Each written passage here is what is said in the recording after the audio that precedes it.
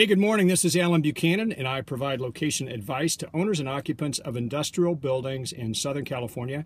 And welcome to another edition of Tuesday Traffic Tips. Hey, my tip for you today is some advice on when you should attend a tour. Now, it goes without saying that if you're touring an occupant, then you absolutely are there. But what happens if you have a listing and someone wants to take a look through it? Well, here's my quick rule of thumb.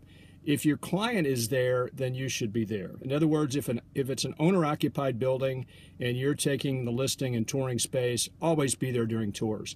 My second rule of thumb is if it is occupied, not necessarily by the owner, but occupied by a tenant, you definitely want to walk through with whomever sees the building.